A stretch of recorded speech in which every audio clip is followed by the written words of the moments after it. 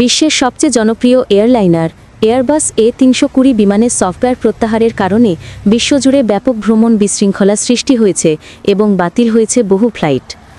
ইউরোপীয় বিমান চলাচল সংস্থা এয়ারবাসের উদ্যোগে শুরু হওয়া এই প্রত্যাহারের ফলে প্যারিস শার্ল দ্য গল বিমানবন্দরের মতো বড় বিমানবন্দরগুলোতে তাৎক্ষণিক প্রভাব পড়েছে, যেখানে শুধু শুক্রবারই বাতিল হয়েছে কমপক্ষে 35টি ফ্লাইট।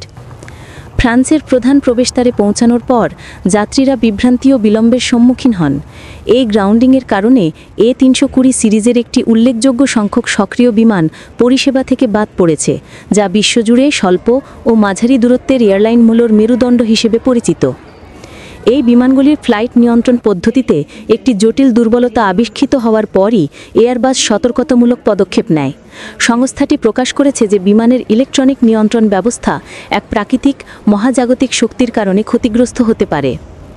এয়ারবাস এক বিবৃতিতে বলেছে, A320 পরিবারের একটি বিমানের সাম্প্রতিক ঘটনা প্রকাশ করেছে যে তীব্র সৌরবিকিরণ ফ্লাইট নিয়ন্ত্রণের কার্যকারিতার জন্য গুরুত্বপূর্ণ ডেটাকে নষ্ট করে দিতে পারে। এই নজিরবিহীন সতর্কতাটি আসে গত 30শে অক্টোবরের একটি গুরুতর ঘটনার পর। মেক্সিকোর কানকুন থেকে নিউ জার্সির নেওয়ার্কের উদ্দেশ্যে যাত্রা করা জেটব্লুর একটি ফ্লাইট হঠাৎ উচ্চতা হারানোর পর ফ্লোরিডায় জরুরি অবতরণ করতে বাধ্য হয়।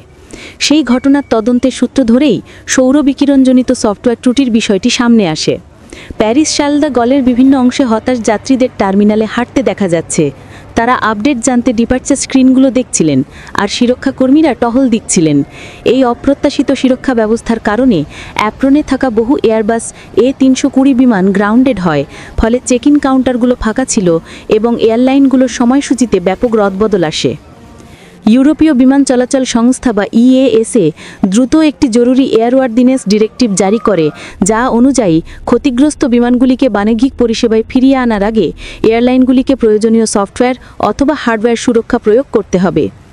বেশিরভাগ বিমানের জন্য এই ত্রুটি দূর করতে তুলনামূলক দ্রুত সফটওয়্যার আপডেটই যথেষ্ট, তবে পুরনো মডেলগুলির জন্য আরও ব্যাপক হার্ডওয়্যার প্রতিস্থাপনের প্রয়োজন হবে, যার অর্থ কিছু বিমান কয়েক সপ্তাহের জন্য পরিষেবা থেকে বাইরে থাকতে পারে।